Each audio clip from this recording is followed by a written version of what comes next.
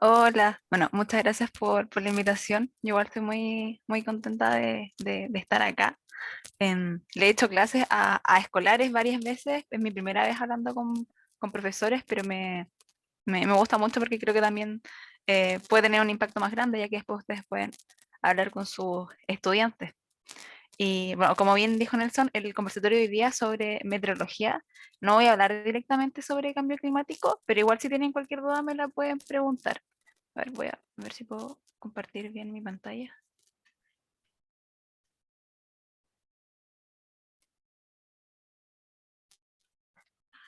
Ahí. ¿La están viendo, no es cierto? Sí, perfecto. Ya, no se ve como un cuadradito negro en la esquina, que a veces se comparte mal y se ve lo que yo veo. De hecho, sí, se ve Sí, cuadradito. sí. Ya, entonces voy a sacarlo. Ya, ahí no se ve, o se ve como una pura barra, ¿no? Se ve Una barra nomás. una barra arriba. Ya, pero chiquitita. Ya, porque saqué todas las cámaras. Ya. Em, bueno, entonces el conversatorio de hoy día va a ser sobre meteorología. Em, Voy a intentar ir viendo el chat, pero como por favor tienen cualquier pregunta entre medio, interrúmpame nomás para preguntar, porque eh, creo que no me salen las notificaciones del chat cuando estoy en modo presentación, solo tengo que estar como acordarme de revisarlo. O sea, más fácil si simplemente me interrumpen, no tengo ningún problema. Bueno, entonces el tema que nos convoca hoy día es meteorología. Y dividí esta clase más o menos en cuatro partes. Uno va a ser la introducción, vamos a ver como la diferencia más básica entre tiempo y clima, cuáles son las capas de la atmósfera, cómo se ve, cómo es la dinámica de la atmósfera, cómo se mueve el aire. Después vamos a ver un poquito sobre cómo se hace el pronóstico del tiempo. Por último, vamos a pasar o sea, por último no, tercero, vamos a ver elementos de la meteorología de Chile, como cosas que seguramente, definitivamente han escuchado en la tele, pero quizás no se entiende, como no sé, las vaguas segregadas, las vaguas costeras, ríos atmosféricos. Y por último, le puse curiosidades meteorológicas, pero creo que también a ustedes les va a interesar mucho porque tienen mucha física, como por qué el cielo es azul, cómo se forman las gotas de agua, cosas de ese estilo que también suelen ser como bien interesantes para las y los estudiantes. También al principio un poco de motivación. No sé si alguien conocía la etimología de la palabra meteorología, pero viene del griego antiguo, del griego meteoros, que es todo lo que se encuentra en el aire, y logía, que es el estudio. Como literalmente meteorología significa estudio de todo lo que se encuentra en el aire, porque bueno, antiguamente no había tanto conocimiento como ahora, entonces como cualquier cosa que pasara, que estuviera en el aire era un meteoro. Pero hoy en día ya se usa más en astronomía como para los meteoritos. Sin embargo, quedó la meteorología para el estudio de la atmósfera. De hecho, la palabra técnica para todo lo que cae como de agua, sea nieve, granizo, lluvia, se le dice hidrometeoro. Ahí queda un poco lo del meteoro. Entonces, vamos con la introducción. Ya, es muy común ver en la tele o que se dice coloquialmente como mañana va a estar nublado, va a estar soleado, y si un día estuvo nublado y el otro soleado, que está raro el clima, pero eh, también dicen está raro el tiempo. O sea, ¿alguien sabe cuál es como bien la distinción entre tiempo y clima?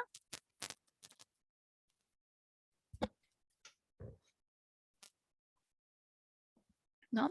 Ya. Bueno, hay un dicho que me decía una profe de la U cuando tuve yo misma introducción a la meteorología, que era: clima es lo que esperas, tiempo es lo que recibes.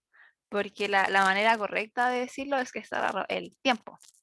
Porque el tiempo meteorológico, pero le decimos como simplemente tiempo, son las condiciones atmosféricas instantáneas, entre comillas, como la temperatura que hay en el momento, la presión, la humedad relativa, el viento, y va cambiando cada pocos días como mucho por la dinámica que tiene la atmósfera, ya que las masas de aire están en constante movimiento. Mientras que el clima es un estado promedio del tiempo sobre un periodo largo. Generalmente es al menos 30 años. Así como de forma más técnica, es la descripción estadística de variables meteorológicas relevantes, desde una escala temporal de meses hasta miles de años, incluso millones en el paleoclima, como el estudio del clima del pasado. Entonces, esta es la distinción más básica que separa un poco la meteorología de la climatología. Igual están bastante conectadas porque el clima es la descripción del estado promedio. También en el tiempo solemos esperar cosas parecidas al clima de un lugar, pero el tiempo va cambiando, entonces puede que, no sé, por ejemplo, este año en verano, supone que en verano hace mucho calor y recibimos unas tremendas lluvias en la zona central en enero. Me imagino que lo recuerdan. Em, y la atmósfera tiene varias capas, pero nos vamos a enfocar hoy día, y en realidad la meteorología se enfoca principalmente en esta capa, la troposfera, que es la más superficial, que tiene más o menos hasta unos 12 kilómetros de altura. ¿Por qué? Porque casi todos los fenómenos meteorológicos ocurren aquí, dentro de la troposfera. Aquí se forman las nubes más altas suelen llegar hasta el tope de la troposfera. Entonces todo lo relacionado al tiempo, en general, ocurre en la troposfera. Y también por aquí vuelan los aviones. Ahí se aprovechan de unos vientos que vamos a ver después. Después la segunda capa, que igual es importante para la meteorología, es la estratosfera, que llega hasta entre 2 y 50 kilómetros de altura. Y aquí su mayor importancia para la meteorología es que aquí está la capa de ozono, que saben que nos protege de la radiación ultravioleta, que hace unas décadas estuvo muy en peligro y que se ha ido recuperando gracias a que se prohibió que se emitieran ciertos gases a la atmósfera. Y la meteorología sí que llega como mucho hasta la estratosfera. Después ya viene la mesósfera, la termósfera, la exósfera, que son como más de interés quizá para la astronomía. En meteorología como mucho, en la termósfera se producen las auroras boreales.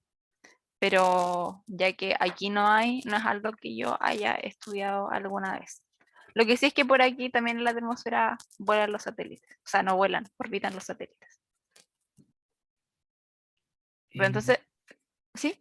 no, que Mauricio ya tenía la mano arriba, no sé si Ah, es Mauricio. que no lo puedo ver. Por eso, por eso te hago el comentario. Mauricio. Ya, Tenía que ver un poco con la diapo anterior. Eh, ya. una duda, bueno, quizás como de niño podríamos decir, ¿ya? Porque aquí yo vengo a aprender. Ujú. Cuando tú dices que el clima cierto es un promedio de las condiciones durante 30 años, mi pregunta concreta es, por ejemplo, cuando pasa un año, ¿hay algún organismo que se reúne en el mundo y dice, ya, ahora vamos a considerar los últimos 30 años, que ya pasó un año, y vuelven a analizar como los climas de la Tierra? No sé, aquí en el país dicen, no, en la zona central es Mediterráneo, o Ujú. pasan cada 5 años ese análisis o cada 10 años. ¿Cómo es esa lógica? Ah, súper buena pregunta. Hasta hace un tiempo se tomaba, no sé quién lo decide, ahí me pillaste. Sé que recuerdo haberlo leído, pero ahora no lo recuerdo. Pero que para efectos como de evaluar el cambio climático, usaban el periodo de ¿Mm? referencia entre 1980 y 2010.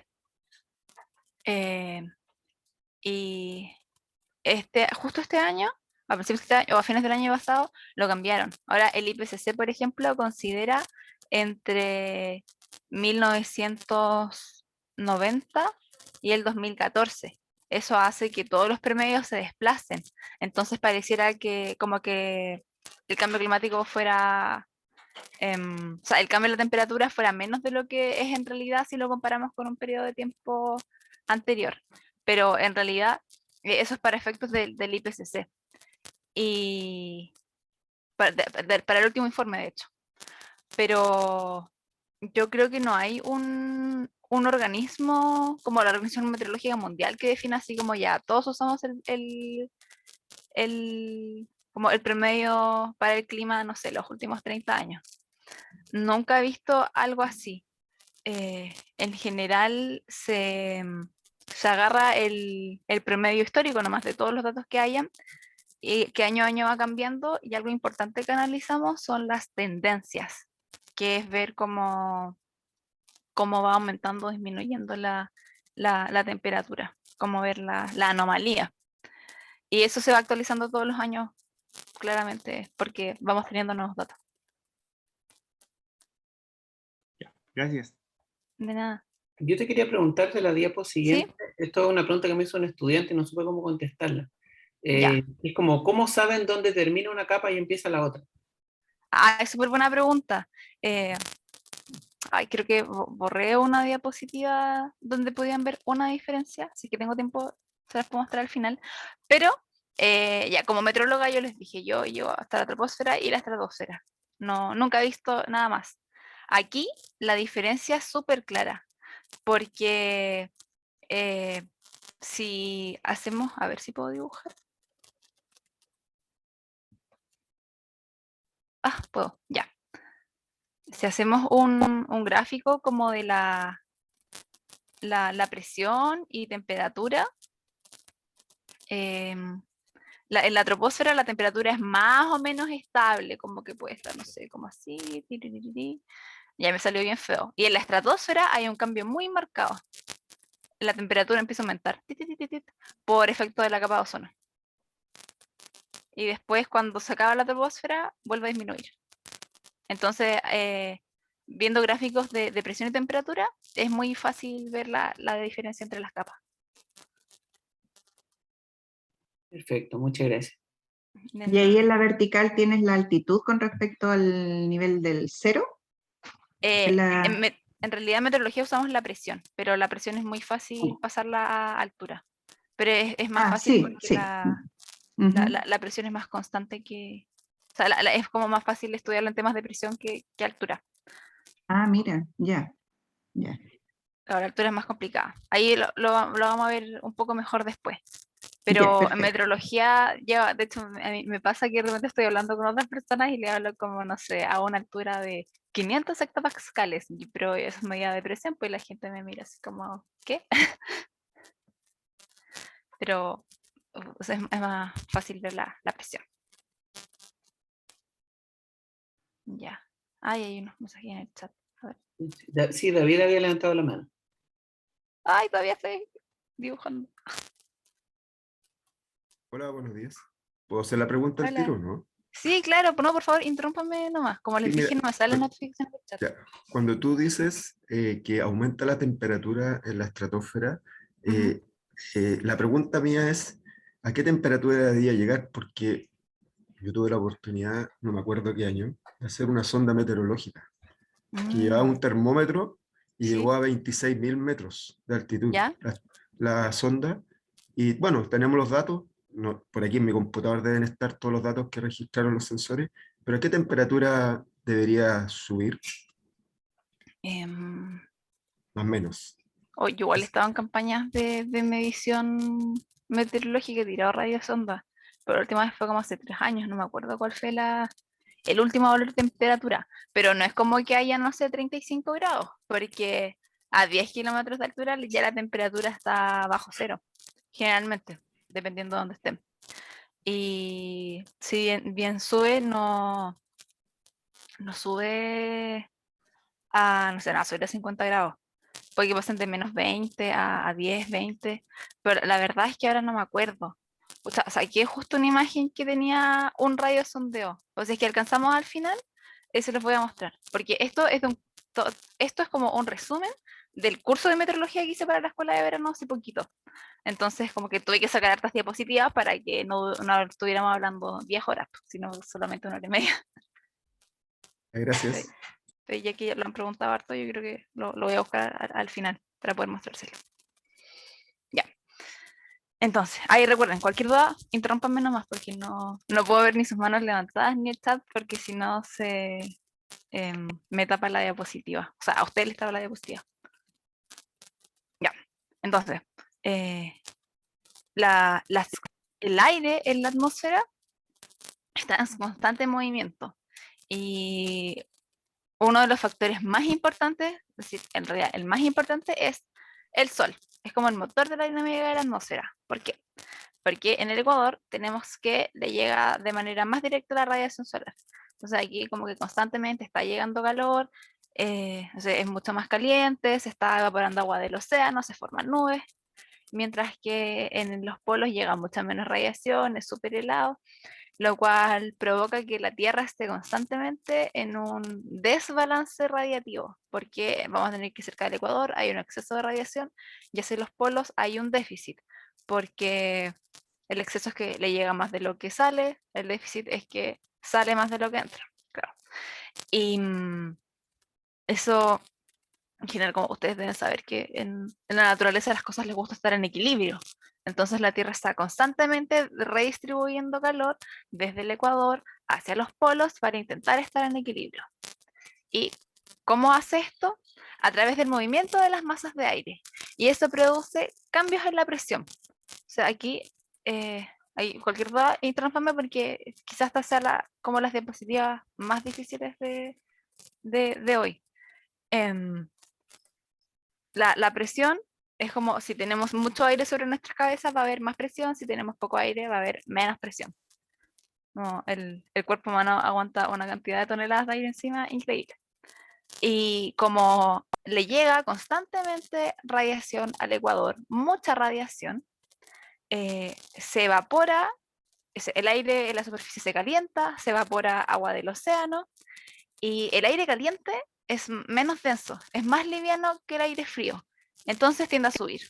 Entonces en el Ecuador tiende a estar subiendo el aire hacia capas más altas de la atmósfera, o en realidad hasta el tope de la troposfera, constantemente. Entonces de aquí está saliendo aire, o sea, la presión es baja. En general, las presiones en el Ecuador son bajas. Este sería como un promedio, o sea, sería como la presión climatológica. Porque puede que de repente hayan cosas raras y haya una alta. Pero en promedio aquí hay bajas presiones. Entonces el aire sube y cuando llega al tope de la troposfera no puede seguir subiendo. Entonces, ¿qué hace? Empieza a avanzar en altura. Y llega un momento en el que todo lo que sube tiene que bajar, y como por continuidad, baja. Y baja más o menos a 30 grados norte en el hemisferio norte y 30 grados sur en el hemisferio sur. Justo donde está el desierto de Atacama. ¿Y qué es lo que pasa cuando el aire baja? Igual se explica mejor en la siguiente diapositiva. Cuando el aire baja, se seca y se calienta, también como por continuidad. Y cuando el aire sube también se enfría porque es más frío, y si tiene humedad se puede condensar y llover. Lo contrario ocurre cuando el aire baja, que se llama subsidencia técnicamente. Cuando el aire está bajando, se seca y se calienta. Y como le estamos metiendo aire a un lugar, va a ser una alta presión. Entonces Sí, vamos a María tener José, altas déjame presiones hacerte un aquí. comentario pequeño ¿Sí? de una duda que yo tuve de chico. Ya. Y me parece que después la resolví, que tiene que ver con la física de la atmósfera. Y eso que estás explicando es bien interesante porque efectivamente en el Ecuador llega la radiación solar con bastante poca inclinación, casi perpendicular, y Sí. eso provoca una transmisión de energía fundamentalmente térmica bastante elevada. Aumenta la temperatura. Entonces, ¿qué ocurre? Normalmente en los colegios enseñamos en sistemas cerrados, cuando Ya. aumenta la temperatura, aumenta la presión del gas, porque está limitado. Sin embargo, en la atmósfera, como está abierto, ocurre un fenómeno diferente. Aumenta Sí. la temperatura y lo que hace es que disminuye la presión. Entonces, ese es un tema interesante a abordar cuando se dan clases de física y se trabaja el tema de gases en la atmósfera, precisamente, porque es un sistema abierto. Eso quería comentar. Exacto. Sí, sí, muy, muy interesante. Claro, es un buen ejemplo, porque no está cerrado, entonces tiene a dónde irse el aire, Claro, si no sería hasta una cierto contradicción, punto. ese es el lío. Ujú, claro.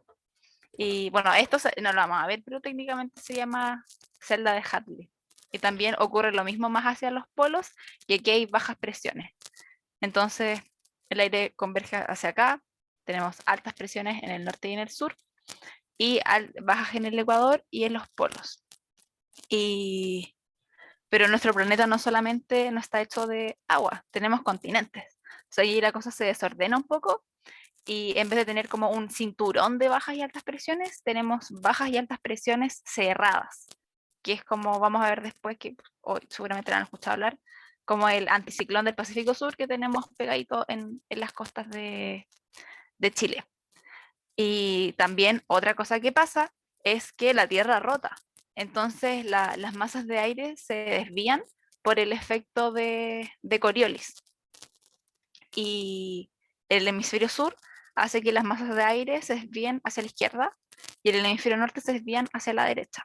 Y eso tiene como consecuencia que en el hemisferio sur las altas presiones rotan de manera antihoraria, las bajas al revés, horaria, y en el hemisferio norte es al revés. Como pueden ver aquí por las flechitas, las altas giran en el sentido contrario a las agujas del reloj. Ya creo que la siguiente diapo. Aquí les muestro que esta figura como muestra de manera un poco más explicativa que el aire a medida que asciende se expande, se enfría, si es que tiene humedad, se puede, o sea, si es que tiene vapor de agua, se puede condensar y llover si es que se forman gotas de agua lo suficientemente grandes. Y lo contrario ocurre cuando el aire está descendiendo, ya que empieza a comprimir el aire que está más en la superficie y se calienta. También, como se calienta, se seca, porque si es que tenía humedad, como hay más temperatura, empieza a tener menos humedad. Es como una relación bien directa. Y también, ¿cómo se distribuye la energía? Mediante ondas. Que aquí, como pueden ver acá, esto es como la Antártica, y se ven unas onditas alrededor de todo el hemisferio sur. También pasa en el hemisferio norte, pero como ahí hay más continentes, el hemisferio norte es casi pura tierra, no se ven tan bonitas como acá, que están como ordenaditas, así como uno, bueno, esta ahí está medio desordenada, pero estas se ven súper bien, así, 1, 2, 3, 4, así como bien circular. Esta también es una forma de redistribuir la energía desde los trópicos hacia los polos, se llaman ondas de Rossby. Y para efectos de la meteorología cotidiana, es que se forman frentes y vaguadas. Y lo vamos a también a ir viendo después en otras diapositivas, pero los frentes y las vaguadas están aquí en la altura. Estas son las onditas. Esta es una imagen que está a, no sé, unos 5, a ver, ahí está, sí. Está como unos 5 kilómetros de altura, entre 5 y 7, por la presión. Entonces vamos a tener acá como estas onditas en partes más altas de la atmósfera. Y eso es harta física, así que no se los podría explicar ahora. Pero cuando tenemos que viene aire, como desde, por ejemplo, y aquí está Chile, tomémoslo como punto de referencia. Cuando viene aire más frío, como aire desde el polo acercándose hacia Chile, o sea, esta parte se le dice vaguada. Pero cotidianamente se le dice frente, se acerca un frente hacia las costas de Chile. Y eso en altura se asocia con una baja presión en superficie. Por eso que en general cuando hablan de bajas presiones lo asociamos a mal tiempo. Mientras que después ya esto va a pasar y va a venir la otra parte de la onda, donde viene aire más cálido, como más desde el Ecuador hacia las costas de Chile, que sería esta parte, que se le dice dorsal y se asocia a una alta presión en superficie. Porque aquí en otras zonas no es tan así, puede que una alta presión igual traiga mal tiempo, pero al menos en la zona central de Chile es como alta presión, buen tiempo, baja presión, mal tiempo. Generalmente, porque estamos justo por donde están pasando estas ondas de Rossby constantemente, pero que en la tele nos dicen como frente vaguada, frente vaguada, frente vaguada. Y generalmente cuando hay frentes llueve, pero no siempre porque depende de si está el aire lo suficientemente frío, si es que hay suficiente humedad en la atmósfera, y muchos otros factores. María Jesús, eso es como eso, yo siempre lo veo en el pronóstico del tiempo. Esto. Eso mismo. ¿Esos como núcleos de alta presión son fríos en invierno y cálidos en verano? ¿O siempre son fríos o siempre son cálidos? Siempre se le dice frío y cálido por de dónde venga. Porque, por ejemplo, acá, ven, esto en realidad es azul y rojo, no por la temperatura, es por la vorticidad, es hacia donde gira. O sea, lo azul es una baja presión y lo rojo es una alta. Pero igual se puede decir que también tiene que ver con la temperatura. Se le dice frente frío porque es que está desplazándose aire desde zonas más heladas, como desde el polo, hacia zonas más cálidas. O sea, como que viene el aire frío así acercándose hacia Chile. Y se le dice cálido cuando pasa lo contrario, cuando estamos en esta situación, que viene aire desde los trópicos, más o menos acercándose hacia las costas de Chile. Por eso que siempre se le dice frío y cálido. Aquí vamos a ver mejor la distinción, porque, bueno, esto no sé si les dará para ver en una clase de física, porque es bien complicado, pero les quise poner igual cómo denominamos los frentes, por si les preguntan. Aquí teníamos esta ondita, y esta es una imagen satelital por nubes. Por nubes es bastante fácil identificar, o sea, no es tan fácil, pero es fácil identificar frentes. Y siempre el frente frío está desde donde está el aire más frío metiéndose sobre el aire más cálido, porque aquí estamos más al sur, o sea, el aire es más helado.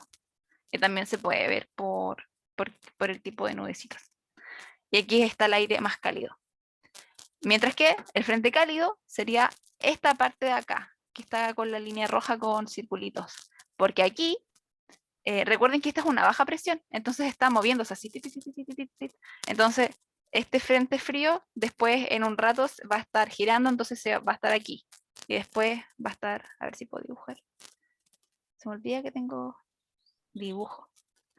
Ya el frente frío está aquí, pero como la baja presión va a ir rodando, después va a estar por acá. Y después va a estar por acá. Entonces el aire frío se va a ir metiendo sobre el aire cálido. Y lo contrario ocurre en el frente cálido. Tenemos aire más caliente que viene del Ecuador, que se está metiendo más hacia el sur, hacia zonas más polares. Entonces, por el sentido de rotación de la baja, que es en el sentido de las agujas de reloj, después de un rato, a medida que evolucione el frente, va a estar por aquí. Y después por acá. Entonces eso significa que hay aire más cálido avanzando sobre aire frío. Y por eso se le dice frente frío y frente cálido. ¿Se entendió? Sí, yo por lo menos Quiere sí. decir desde dónde viene y hacia dónde va, ¿no? Eso. Exacto. Claro, exacto. Oye, María José, me queda una duda. La onda que tienes dibujada en la diapo anterior, o la transparencia, ¿qué representa? Porque no veo los ejes. Ahí dice altura en la vertical. ¿Pero qué representa la curva esa del frente? Esta onda. Sí, la Esa onda. onda no representa nada más que el movimiento de las masas de aire. Es una onda que se llama onda de Rossby.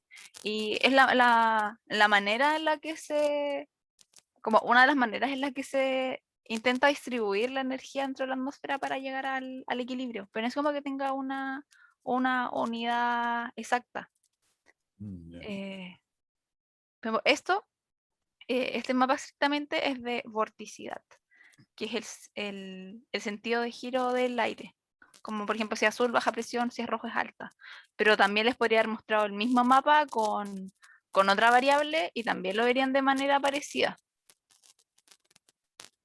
O sea, como la manera más clara en que se ven las ondas es por la presión, porque vamos a tener altas y bajas presiones y eso se asocia a ondas en el aire.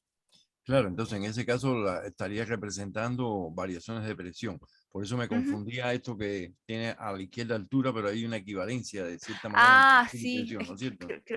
creo que tú te integraste un poquito después. Claro, en meteorología la altura y presión son básicamente equivalentes, porque siempre si subimos en altura va a haber menos presión. Entonces, puede que en algún momento a mí se me pase el estar hablando de presión. Si es que le digo como que estamos en más altura, menos altura, es lo mismo que les diga que hay menos presión o más presión.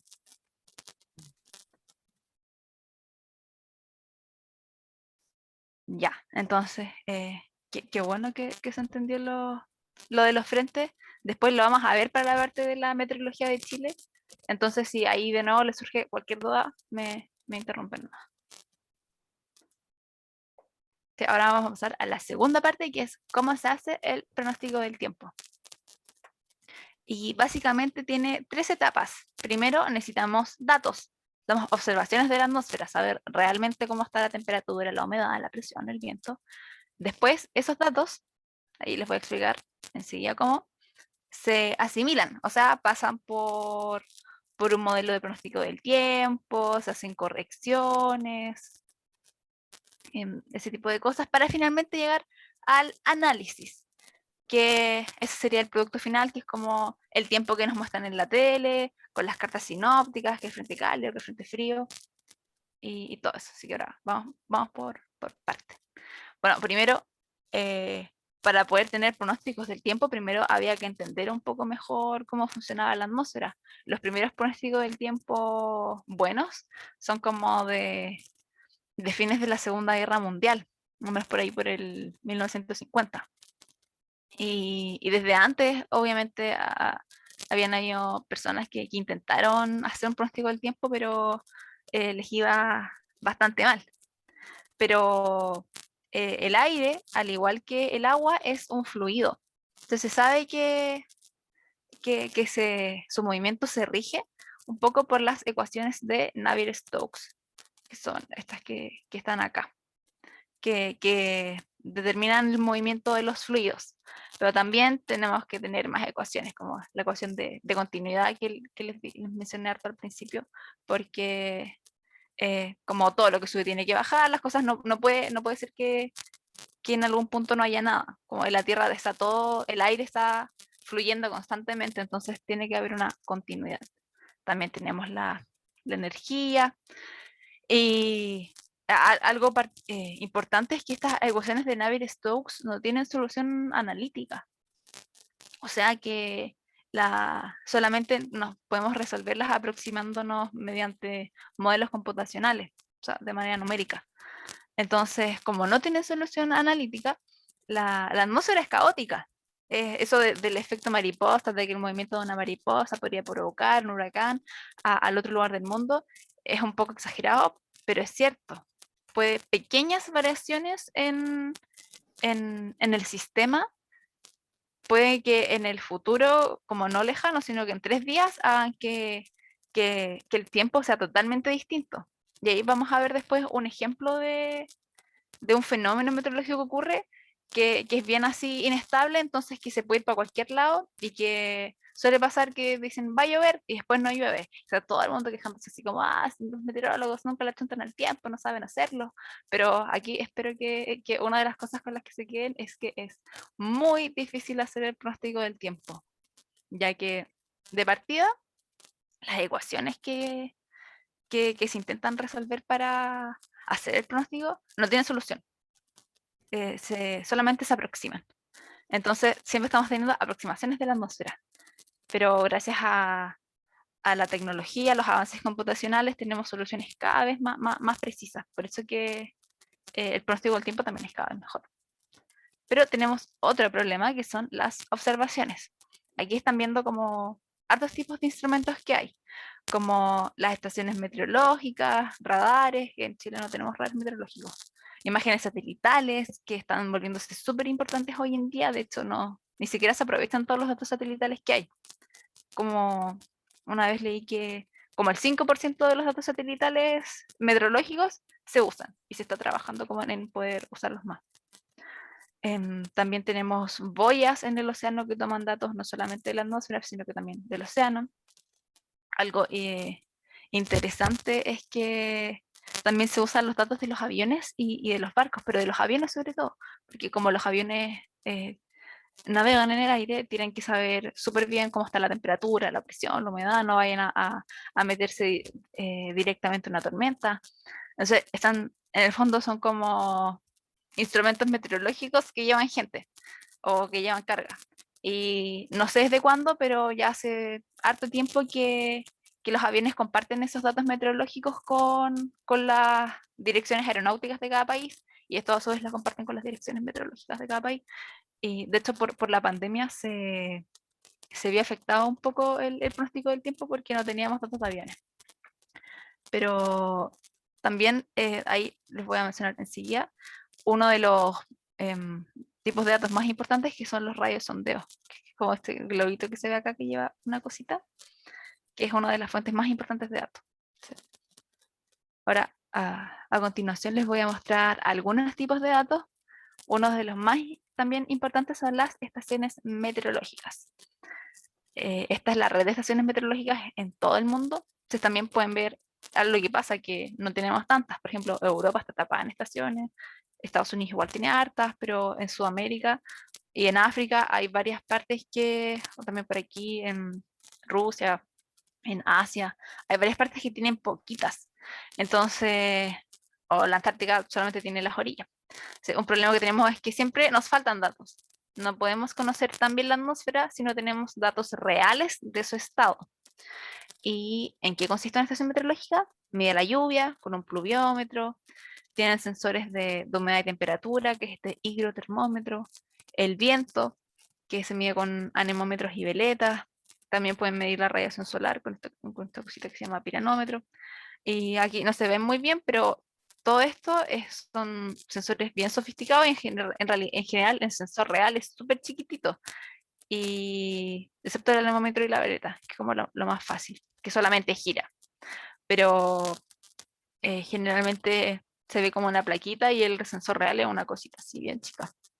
Y un panel solar porque necesita alimentarse. No, las estaciones meteorológicas generalmente se ponen en lugares abiertos, donde no hay obstáculos, o sea, claramente no hay electricidad, entonces necesitan poder abastecerse de energía. Y esta cosita que se llama data logger, que es mediante la cual se transmiten los datos hacia no sé, la dirección meteorológica o el centro de investigación correspondiente. Y aquí estoy yo con una compañera del magíster en un ramo que se llama Sistemas de Observación de la Atmósfera, armando una estación. Y aquí pueden ver un poquito mejor estos dos instrumentos, que este es como el piranómetro de la radiación, es como un platito, y el higrotermómetro que mide la temperatura y la humedad es como, no sé, como una ampolleta, pero el sensor real está adentro. Y ya, de nuevo yo, la fuente más importante de datos son los radiosondeos. Y les voy a explicar enseguida por qué.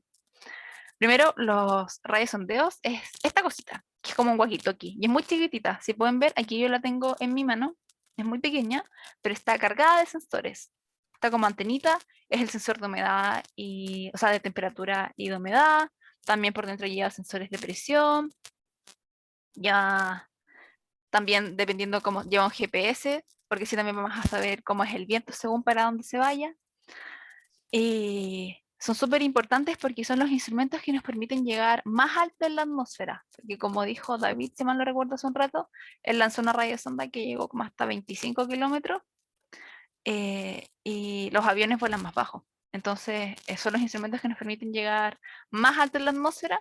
Entonces, tenemos datos reales en el momento del estado de la atmósfera. Y ¿por qué también son tan importantes? Porque no sé cómo se pusieron de acuerdo, pero en todo el mundo se lanzan exactamente a la misma hora, que es como al mediodía y a la medianoche de la hora internacional. Algunos países con más recursos los tiran 3 veces al día, otros con menos, una sola. En Chile se lanzan 2 veces al día, desde Antofagasta, desde Santo Domingo, desde Concepción y desde Punta Arenas. Y aquí pueden ver cómo desde dónde se lanzan en Sudamérica. Pero en todo el mundo se lanzan a la misma hora. O sea, todo el día a la misma hora sale una persona con un globito relleno de hidrógeno. Aquí, como eran cosas para estudiantes, se rellenan con helio. Como el hidrógeno es inflamable. Entonces, por si se reventaba, no pasaba nada. Pero sale una persona así, como yo. Ahí está en la terraza, o sea, en la azotea del departamento de geofísica. Y lanzan el globito y la radiosonda. Y la radiosonda también, como lleva una antena, se conecta a una radio. De hecho, esos botones que se ven aquí es como la frecuencia. Se conecta a una radio y ahí podemos ir viendo los datos. Eso se hace en todo el mundo a la misma hora. Y ese tipo de datos, donde podemos sacar como un perfil de la atmósfera en varios kilómetros de altura y en varias partes del mundo al mismo tiempo, es como que le hiciéramos una radiografía o un escáner a la atmósfera, todos los días a la misma hora. Y esos son la principal fuente de datos que se usa para meter en los modelos de pronóstico del tiempo. María José, por curiosidad, cada sonda que se lanza con el globito son desechables, se pierde, ¿no? No es recuperable eso. Sí, sí, súper buena pregunta. También siempre me lo preguntan en los estudiantes. Sí, Mm. se pierde, se pierde. Es un Hasta gasto ahora ahí, no hay manera, no se es llega ninguna recuperable. manera de recuperarlas Claro. porque, por ejemplo, aquí en Chile ya llegan a 20 kilómetros de altura, entonces el viento se las lleva para la cordillera y quedan ahí tiradas en medio de la cordillera. Y tienen un paracaídas, sí. No es como que se caiga y no se le vaya a caer en la cabeza a una persona. Tienen paracaídas. Entonces, cuando caen, caen suavemente. Y un profe nos contó una vez que cayó en una de sus radiosondeos de una campaña, cayó en un fondo en Argentina y el señor que la tomó venía con un número igual, así como si me encuentra, llame a. Y él estaba como preocupado porque como que le cayó esta cosa del aire que no sabía qué era, pero fue como la vez que recuperaron algo. Generalmente se pierden, o sea, y en Chile seguramente quedan tiradas en la cordillera. Y, No hay forma de recuperarlas. Y son bien caras, salen como 400.000 pesos cada una, si mal no recuerdo. María Jesús, una consulta. En Chile tú decías que hay 4 radiosondeos que se lanzan 2 veces al día, ¿verdad? Sí, Pero cuando ya llegan esos radiosondeos a cierta altura, me imagino que van tomando esos datos a medida que van subiendo, sí. pero cuando llegan a cierta altura ya no están sobre Chile. Entonces, me imagino yo, porque por los vientos arriba a alta altura pueden ser de 100 kilómetros fácil por hora, ¿m? Ujú. Y ¡boom! Se fueron para otro lado, para Argentina, no sé dónde. Entonces, esos datos son útiles en algún nivel para nuestro país, pero eh, también esos datos se recolectan y se comparten con Argentina, me imagino, Comparten con todo el mundo. con todo el mundo. Ahora, Sí. ¿quién nos ayuda a nosotros con radiosondeo cuando nuestros lanzamientos, eso se hacen cercano a la cordillera de los Andes, si se lanza de Santiago uno, de Santo Domingo, bueno, Santo Domingo decías tú, ya en pocos minutos, a lo mejor en una hora ya no está ya sobre Chile eso? ¿Cómo nosotros podemos nutrirnos de información que no sea, porque no hay radiosondeo que salga de la isla de Pascua o Juan Fernández o qué sé yo, ¿no es cierto? De la isla de Entonces, Pascua, parece que sí, porque está justo está al medio del Pacífico. Creo que de la isla de mm, Pascua también se lanzan, pero no estoy ya, segura ahora. ya, perfecto. Porque esa información, claro, es rica y permite, digamos, entregar, digamos, datos para pronosticar el clima, qué sé yo, en Argentina, en Buenos Aires, en Córdoba, en fin. Pero nosotros nos entrega una información actual, te fijas, de actual, pero Ujú. actual, ¿de qué manera es útil eso? ¿De qué manera? Porque se meten los modelos de pronóstico del tiempo. Como de hecho, si es que falla un radiosonde de un día, no es tanto problema, porque tenemos el estado de la atmósfera de todos estos lugares. Y cuando se corren los modelos, eh, bueno, en general hay, no sé, agencias europeas y Estados Unidos que corren el modelo para todo el mundo. Y ahí lo Mm, vamos a ver un poquito más adelante. Y en Chile agarramos los resultados, o sea, yo no, porque yo no soy meteoróloga profesional, pero agarran los datos de los resultados de los modelos y se regionalizan. Es como que agarran la cosa para todo el mundo y, y ellos tienen sus propios programas para poder hacer el pronóstico a una escala espacial más chiquitita y no sé, con datos propios, pero la gracia de los radiosondeos es que tenemos como distintos puntos del estado de la atmósfera en todo el mundo. O sea, no importa que después a 10 kilómetros ya la radiosonda vaya por Argentina, porque incluso si es que un día esta falla, igual vamos a poder tener un pronóstico del tiempo gracias a los radiosondeos que se lanzaron en todas las demás partes. Obviamente, si tuviéramos un montón de radiosondeos, sería mejor el pronóstico. Ya llegaría un punto en que no mejoraría más. Por, pero, por ejemplo, en Sudamérica bastante se podría mejorar porque no hay tantas. No les puse una imagen de todo el mundo, pero hay zonas que tiran hartos radiosondeos. ujú, Eso. gracias. Y ahí, como les dije, la otra fuente importante de datos hoy en día son los satélites. La gracia es que pueden como ver todo el mundo de una, también tienen distintos sensores, como y aquí están viendo un huracán. Algunos pueden ser, no sé, la cantidad de vapor de agua que tiene, las nubes, pues desde las nubes. Y tienen muchos tipos de canales o sensores. Pero, ¿cuál es su problema? Que son aproximaciones. Los satélites están bastante por arriba de lo que nos interesa, que es la troposfera. Entonces, pueden tener una cantidad increíble de datos, pero son aproximaciones. Y para los modelos necesitamos datos reales, que son los que tienen las estaciones meteorológicas, los radiosondeos, porque tienen el dato in situ, justo de la temperatura en un lugar, justo la humedad en un lugar, mientras que los satélites lo pueden ser para lugares súper amplios, pero de manera aproximada. Pero son datos que se complementan. Y hay demasiados datos satelitales, como se está especializando a gente en satélites y también desarrollando nuevos programas que usan datos satelitales, porque hay demasiados datos que no se están aprovechando ahora. Ahí le voy a decir a sus estudiantes, como trabajos del futuro. Están muy subaprovechados los datos satelitales.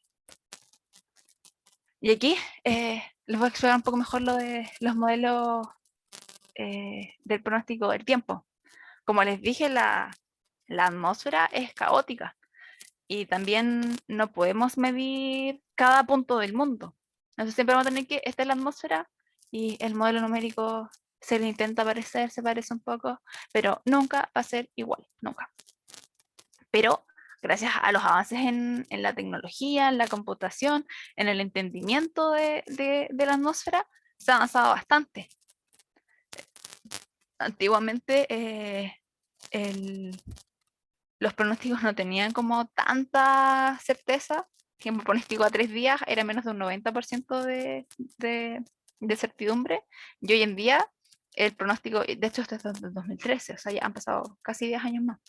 Pero hoy en día el pronóstico a 3 días es casi perfecto. Generalmente ustedes 3 días antes ya pueden saber casi sin ninguna duda, porque como les dije, la atmósfera es caótica y si está muy inestable pueden haber errores, pero por ejemplo en verano, a 3 días ustedes ya saben, así casi sin error, cómo va a estar el tiempo en 3 días. Y aquí también, como pueden ver, hoy en día el pronóstico a 5 días es tan bueno o incluso mejor que como era el pronóstico a 3 días en los 80. También hay mejorando el pronóstico a la semana, y antes ni siquiera se hacían pronósticos a 10 días. Hoy en día hay pronósticos a 10 días, pero como pueden ver, la certidumbre es como menos del 50%, o sea, es como casi que tiro una moneda al aire y hago un pronóstico yo misma. Entonces, y esto es por varias razones.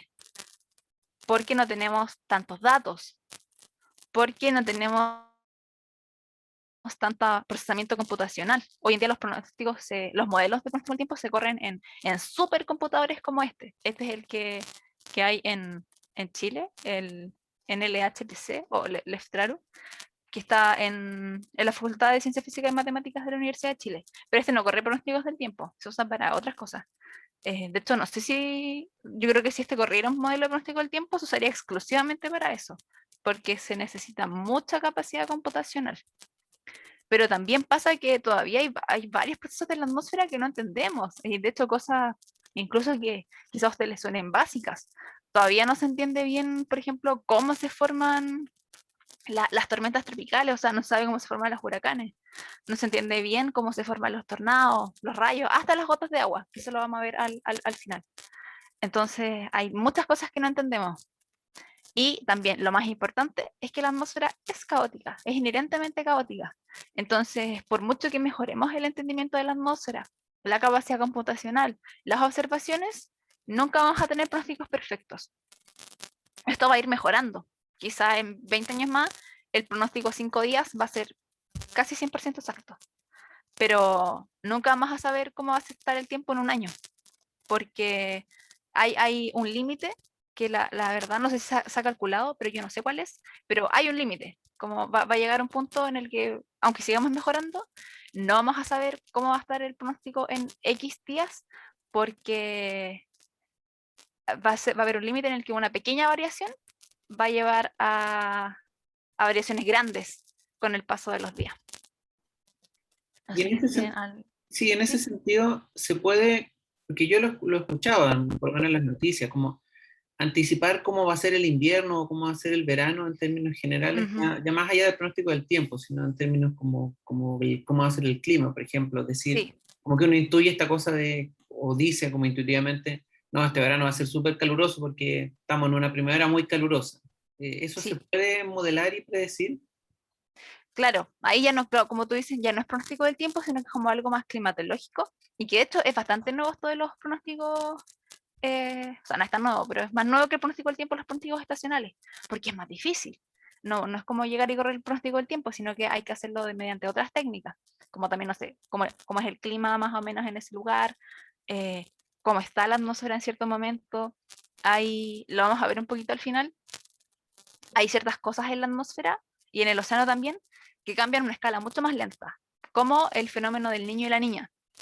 Entonces, lo vamos a ver también al final, pero estoy segura que lo han escuchado. Entonces, cuando se ve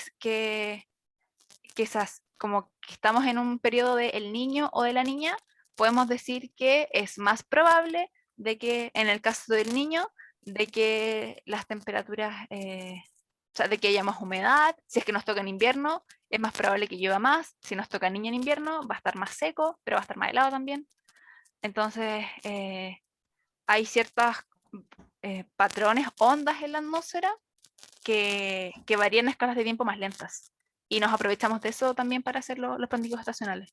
Y más detalle ahí no podría dar porque como mi magíster es académico, nosotros no nos dedicamos a hacer pronósticos del tiempo. Entonces, desconozco cómo se hacen los pronósticos estacionales. Y la otra pregunta que tenía es, acá en Chile, ¿es solo la Dirección Meteorológica de Chile la que hace los pronósticos del tiempo o hay otras instituciones que hacen los pronósticos del tiempo? Que yo sepa, la oficial es la Dirección Meteorológica del Tiempo. Hay más agencias como AccuWeather, no me acuerdo de las otras, pero esas son como empresas, pero que agarran datos de modelos globales igual y ahí no sé cómo lo hacen, que hacen como sus propios pronósticos.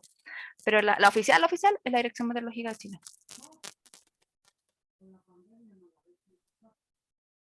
Eso. Ya. Y bueno, después de tomar todos estos datos y pasarlos por modelos computacionales, llegamos más o menos a las cartas sinópticas que nos muestran en la tele. Y se pueden mostrar hartas variables. Por ejemplo, aquí están viendo la presión. La presión en la superficie. Aquí se ve como el anticiclón del Pacífico Sur. Y si mal no recuerdo, los colores es la temperatura. También pueden ver, por ejemplo, esta es la humedad que hay en la atmósfera. O sea, aquí pueden ver que el Ecuador siempre está súper húmedo y aquí hay como una lengüita de humedad que se escapó del Ecuador y se acerca hacia el sur de Chile. Y acá son nubes. Por ejemplo, las nubes altas están en rojo, las nubes de media altura en verde y las bajas como en morado. Entonces, las cartas sinópticas se pueden hacer de cualquier tipo y al final esto es como el producto final y que se traduce en el pronóstico que nos dan en la tele, como decir, mañana aquí van a haber 25 grados y la mínima van a ser de máxima y la mínima van a ser 10 y va a estar bien seco o va a haber mucho viento. Sería como ya el producto final. Y se llama carta sinóptica porque em, em, hay distintas escalas en la meteorología, como podemos estudiar cómo cambian las cosas segundo a segundo, día a día, año a año. La escala sinóptica es la escala en la que varía el tiempo, que es como de 5 días, 7 días, máximo 10 días. Y hoy son las 12, me tengo que apurar. No sé, ahora les voy a mostrar como a ciertos fenómenos meteorológicos que son más persistentes, como incluso climatológicos, o cosas que pasan muy frecuentemente en Chile. Voy a ir como de extremo a extremo, primero del norte, después bien al sur y después al centro. Y bueno, acá creo que son todos casi todos del norte o del sur, pero seguramente han escuchado hablar en la tele en verano del invierno boliviano, porque pasa que en el altiplano llueve en verano y para nosotros en Chile es raro, pero en realidad Chile es el raro. Me di cuenta cuando entré al magíster que en la mayoría de los países llueve en verano y aquí llueve en invierno. Pero en muchas partes del mundo llueve más en verano porque se forma una cosa que se llaman monzones, que es que durante la época seca del año, que sería el invierno, aquí vamos a tener altas presiones y acá vamos a tener bajas, no, al revés. Aquí vamos a tener bajas y aquí altas, entonces aquí el aire va a subir y aquí el aire va a bajar, entonces como que llueve en el océano, no nos sirve. Pero en la época lluviosa, que sería para efectos del altiplano en el verano, la presión como que se cambia, ya es al revés. O sea, aquí hay bajas presiones y aquí hay altas, entonces el aire, entonces aquí es donde llueve. Y eso se llama monzón. También cambia el viento, pero me demoraría mucho en explicarlo. El punto es que en el altiplano llueve en verano, porque en el Amazonas se forma una baja presión y eso termina también como por equilibrio, que en el altiplano se forme una alta.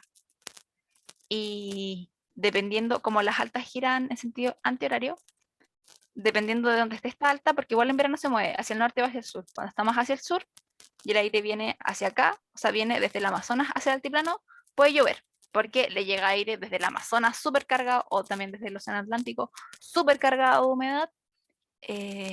También viene inestable, porque viene muy húmedo, viene muy caliente, entonces llueve en el altiplano. Pero no llueve todo el verano porque también esta alta se puede mover un poquito más hacia el norte y ahí le llega aire desde el Océano Pacífico, que es más seco. Entonces no llueve. Pero ese es el motivo por el que en el altiplano llueve en verano.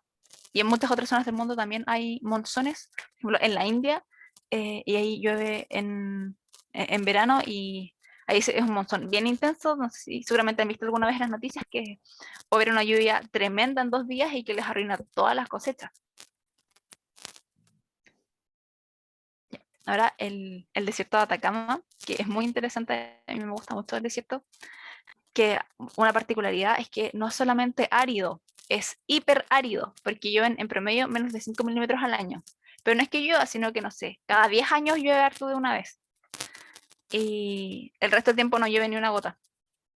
O sea, es una zona hiperárida.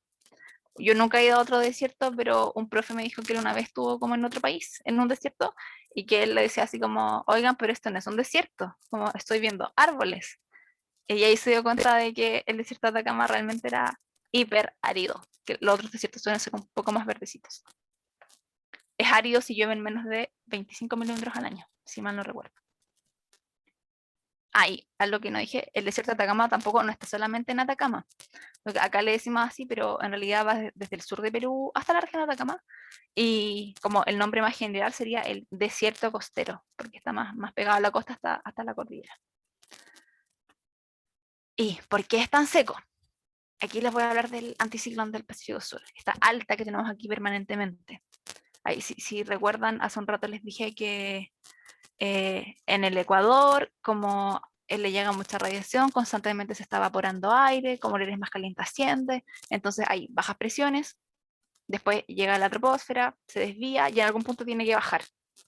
Como por continuidad, bajan más o menos a 30 grados norte y sur, justo donde está el desierto de Atacama y donde está este anticiclón. Y ¿qué es lo que pasa? Como aquí tenemos una alta presión, se produce subsidencia, o sea que el aire está bajando. Entonces, donde el aire está bajando constantemente, hay aire cálido y seco, o sea, desierto. También, bueno, eso no tiene que ver con el desierto, pero como aquí la rotación es en el sentido contrario de las agujas del reloj, aquí llega viento desde el sur. Y eso en el océano produce una cosa que se llama surgencia, porque el viento desde el sur hace que el agua desde las zonas más profundas ascienda, porque me tienen que creer, no les puedo explicar la física, pero el viento del sur hace que el agua se mueva como en el sentido perpendicular, o sea, como costa afuera. Y por continuidad, como hay que recuperar esa agua que se está yendo hacia dentro del mar, entonces asciende o surge agua más profunda, que se llama surgencia. Y por eso que la costa de Chile es súper helada, pero también es muy rica en nutrientes y es bien buena para los peces. Y ya volviendo al al desierto, en realidad, esto que les dije del océano, tiene que ver con que como el aire es más helado, se forma una pequeña capita de nubes bien bajas, que se llaman estratocúmulos. Y el efecto que tienen estas nubes es que, bueno, todas las nubes tienden a enfriar el aire debajo, porque las nubes reflejan radiación. Entonces, enfrían un poco el aire bajo esta capa de estratocúmulos, estas nubecitas. Y como el aire está más frío y a la Tierra le gusta estar en equilibrio, y aquí hay una alta presión, es como, ¿por qué está más frío? Yo creo que esté cálido porque aquí hay una alta presión. Entonces baja aún más aire. Y eso es lo que hace que el desierto sea todavía más seco. Y hay un estudio donde se preguntaron por qué era tan árido el desierto. Y algunos pensaban que era la cordillera, otros pensaban que puede ser la temperatura del mar. En realidad es la temperatura del mar. Por eso que les dije esto de las urgencias, porque era muy importante. Como la temperatura, por el anticiclón, los vientos del sur, que surgen aguas más profundas, el mar es mucho más helado. O sea, si quieren ir a la playa, todos lo saben, es muy helado el agua. Como aquí pueden ver que, no sé, en Nueva Zelanda es mucho más cálida, así como 20 y tantos grados, y aquí 15. Como es mucho más fría en comparación que la temperatura del océano a la misma latitud, este gradiente o diferencia de temperatura hace que el desierto sea más árido. Si la diferencia no fuera tan grande, el desierto sería igual a un desierto, pero sería menos árido. Por ejemplo, en otras partes del mundo, como por aquí está el desierto del Sahara, también hay como un globito, la temperatura es más fría, pero no es tan grande como acá. O también en California, también es como desértico, pero la diferencia no es tan grande, en ningún caso es tan grande como acá. Y por eso que el desierto de Atacama es el desierto más árido del mundo. Había gente que pensaba que era la cordillera, pero no se los muestra acá. Pero en realidad la cordillera previene que el desierto se expanda hacia el interior de Sudamérica. Sin cordillera, el Amazonas sería desierto.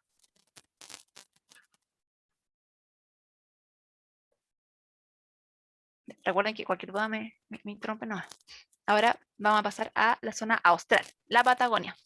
Aquí ya no afecta mucho el hemisferio sur, sino que afecta a otra cosa que se llaman las corrientes en chorro. Que si recuerdan varias diapositivas atrás, por aquí tenemos, voy a retroceder igual, tenemos unas altas, o sea, bajas presiones y no le puse los vientos. O sea, no, aquí borré la figura de los vientos, no había haberlo hecho. Pero bueno, la presión también se asocia a vientos, como porque el aire está rotando, entonces si el aire rota es porque también tenemos viento. Y justo donde está la Patagonia están los vientos más intensos. Quizá aquí lo pueden ver. Acá están las presiones bien pegadas, esto en superficie, pero en altura se traduce en esto, unos vientos súper intensos que se llaman corrientes en chorro. Hay tanto en el hemisferio norte como en el hemisferio sur, entre más o menos 30 y 60 grados, y a harta altura es donde son más intensos. ¿Por qué? Porque no está el continente generando roce, entonces no hay obstáculos. Y el hemisferio sur es aún más intenso el viento porque como hay poco continente, si es que ven un mapa mundi, en el hemisferio norte hay un montón de tierra, de continentes, pero en el hemisferio sur está la puntita del final de Sudamérica, como la Patagonia, África termina un poco más al norte, entonces donde está esta corriente en chorro prácticamente no hay tierra, entonces el viento fluye así sin ningún obstáculo. ¿Qué es lo que le produce esto a la Patagonia? Produce que lleva un montón. Porque bueno, aquí pueden ver como campos de hielo norte, campos de hielo sur, como la Patagonia casi nunca está despejada, está una imagen satelital como bien excepcional. Y como le llega constantemente viento, si es que y como es frío, cualquier humedad que haya va a condensarse más rápido. Y también vamos a ver otro factor que hace que llueva harto en la siguiente diapositiva. Y algo que les quería decir antes es que se cree que esta es la precipitación anual, por eso que está como en un modelo, porque la Patagonia es tan silvestre, el clima es tan duro que los modelos meteorológicos, o sea, los instrumentos meteorológicos no resisten.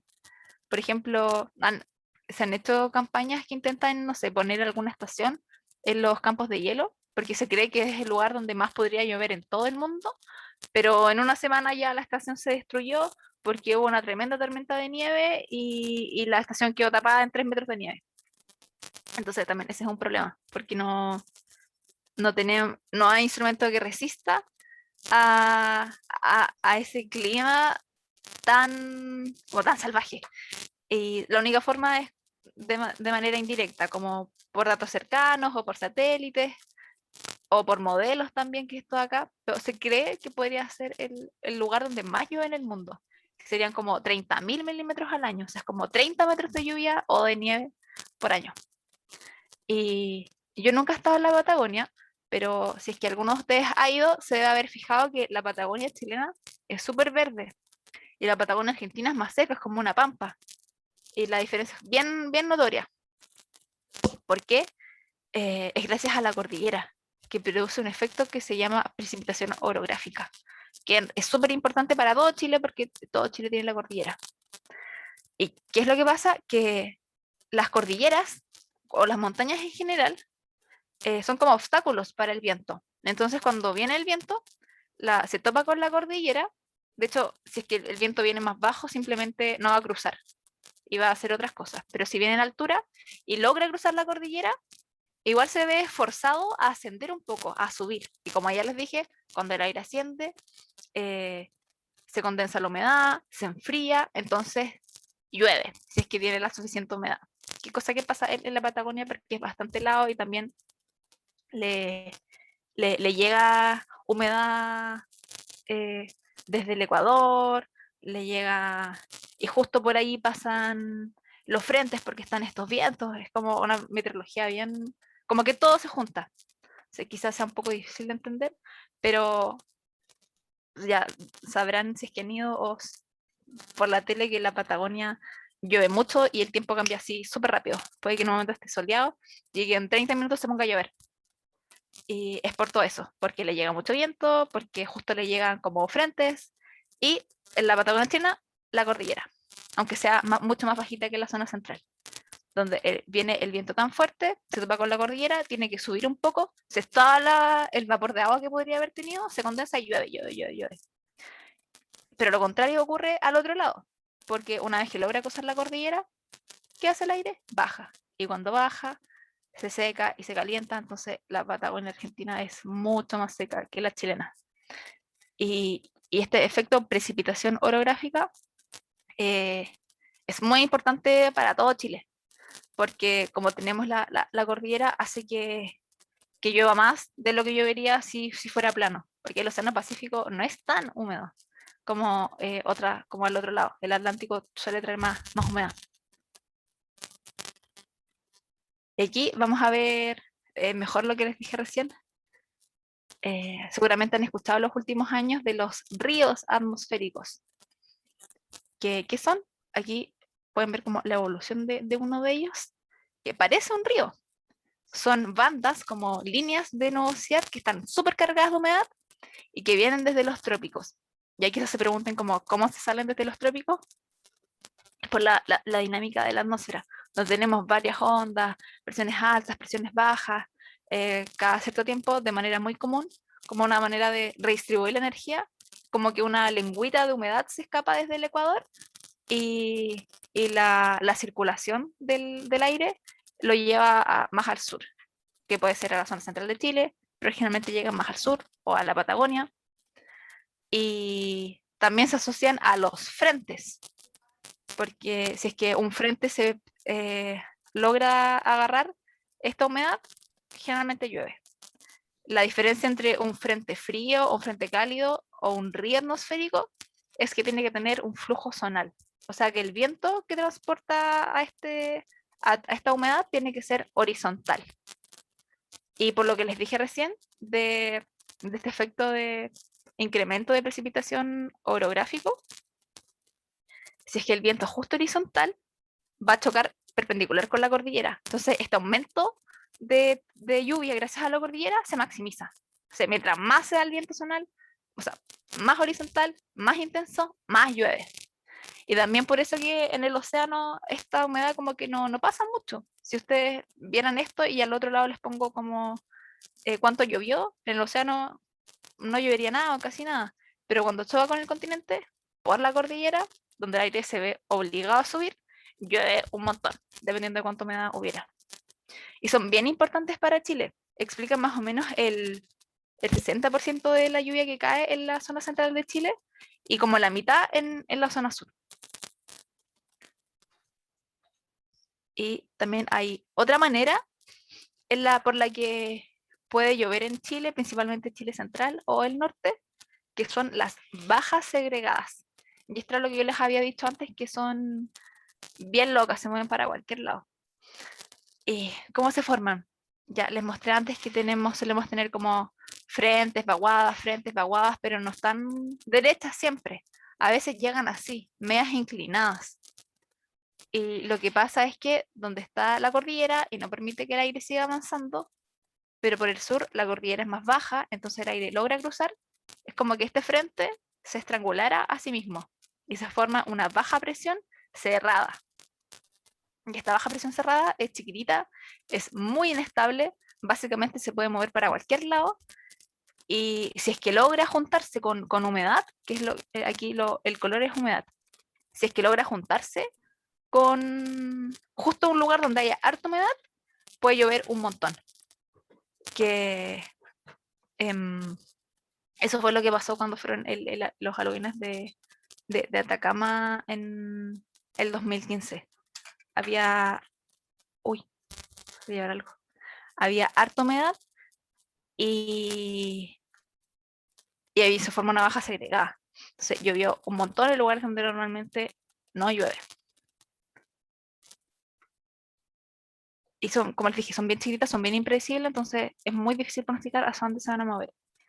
Generalmente cuando, no sé, dicen que podría llover un montón y al final no llueve nada, generalmente es porque había una baja segregada que se formó y que se veía en el pronóstico que iba a llegar, no sé, a la zona central y al final se movió y terminó yendo al sur o al norte. Y no llovió donde dijimos que iba a llover. Y otro fenómeno que ocurre muy frecuentemente en Chile, es súper importante, casi una vez a la semana, son las bajas o las vaguadas costeras. Aquí les voy a mostrar una pequeña animación. Hola, hija. Ahora lo voy a pausar. Ahí, justo aquí. Estas se forman, aquí tenemos el anticiclón del Pacífico Sur. Pero como les dije antes, como tenemos estas ondas de Rossby que hacen que constantemente pasen frentes y vaguadas por el continente, y eso tiene como un ciclo de una semana. O sea, como más o menos cada una semana pasan frentes, pasan vaguadas, después se repite infinitamente. Entonces, cuando tenemos una baja o un anticiclón que está pasando por el sur, aquí pueden ver que tenemos una alta presión acá al otro lado de la cordillera, el anticiclón del Pacífico Sur, y justo aquí, no sé si agarre justo la parte más intensa, aquí se ve un poco mejor. Aquí la presión es relativamente más baja, porque quedó justo atrapada entre dos presiones súper altas, el anticiclón de acá, que viene pasando, y el del Pacífico Sur. Entonces se forma una baja costera, porque la presión es más baja en la costa. Y tiene varios efectos. Esta baja, como no es una baja presión que se forma por frentes ni vaguadas, sino que es solamente un efecto local, esta tiene un efecto contrario. Esta baja sí produce subsidencia, o sea, al contrario que las otras que les dije, las bajas costeras hacen que el aire ahí donde está descienda, se calienta y se seca. Entonces, cuando hay vaguadas costeras, generalmente tenemos días súper despejados en la costa. También el efecto que tiene es que aumentan los vientos del sur. Entonces hay un montón de viento en la costa también del sur. Si es que viven en el valle, por ejemplo en el Cajón del Maipo, o en el Valle del Elqui, también en el sur ocurren, como por los valles cerca de Concepción. se forman vientos del este, que vienen cordillera abajo, que en la zona central se les llama viento raco, en el norte terral, en el sur puelche, y que es como un viento que suele ocurrir en la noche y que puede ser que esté, no sé, a 5 grados y de repente en 15 minutos la temperatura sube a 25 grados, porque es un viento que viene de cordillera abajo y como el aire está bajando, se seca, se calienta y es como que la cordillera, no sé, fuera como un resbalín, se agarra vuelo y es súper intenso y bien caliente. Yo estuve en una campaña de medición y justo nos tocó un episodio de viento raco. Fue como, wow, es muy, muy caliente, pero se forman los valles, porque ahí como que se encierra. Y las bajas costeras tienen no solamente efectos sobre la temperatura, el viento, ahí está toda la animación. Ahí es como justo cuando se forma la baja y ya después se vuelve a la presión normal, que es tener altas presiones aquí, bajas acá y aquí ya se acerca un frente. Pero como para la vida diaria, tiene un montón de efectos. Primero, donde se produce subsidencia, o sea, el aire baja. En invierno, cuando tenemos más contaminación del aire, eso produce que haya más contaminación todavía, porque se está como presionando al aire. Entonces la contaminación queda atrapada en una altura mucho más bajita. Entonces, ahí no sé, alerta ambiental. También como las bajas costeras se asocian a días bien despejados, porque donde el aire está más seco y más cálido, no se forman nubes. De hecho, pueden ver que esta capa de estratocúmulos que yo les dije que se formaba hacia el norte de Chile, desaparece por un par de días. También se despeja aquí harto la zona central. En verano favorece que se propaguen los incendios forestales. Si los incendios forestales los empiezan normalmente las personas por descuido o intencionalmente, si es que hay una temperatura muy alta, mucho viento y muy poca humedad, que son precisamente los efectos que producen las bajas costeras, hace que los incendios se propaguen súper rápido. De hecho, esto que les estoy mostrando, que es una baja bien intensa, como pueden ver que está bien despejado, aquí se ve medio café, es justo del 26 de enero del 2017, el día que hubo más incendios al mismo tiempo. Había una baja muy intensa. Todos los incendios que empezaron ese día se propagaron así como la pólvora, muy rápido. Y como les dije, eso también se asocia a la contaminación atmosférica, que nos afecta harto en Chile. Como 9 de las 10 ciudades más contaminadas de Sudamérica están en Chile. Y todo lo que les dije tiene que ver. Pues. O sea, primero tenemos que contaminar. Entonces, aparte de que haya como contaminación en el aire, si hay una baja costera, hace que este se comprima y ocurren una vez a la semana, entonces algo que pasa bien frecuentemente. También donde está la cordillera, dependiendo del lugar donde estén, hay zonas donde no hay mucha ventilación, o sea, el aire como que no se recambia, toda la contaminación que está se queda ahí. Y son hartos factores, pero obviamente el más importante es que se emiten muchos contaminantes. Y es todo un tema en Chile, sobre todo en el sur que usan tanta calefacción. Y ya, estas son como partes de eventos más extremos, como se les dice técnicamente, como las olas de calor. La definición es que se registra la temperatura máxima diaria y hay un umbral para el mes. Por ejemplo, aquí para noviembre es 30.4 grados Celsius. Se está trabajando en una definición nueva que no sea como un umbral, sino que sea como más fácil de calcular.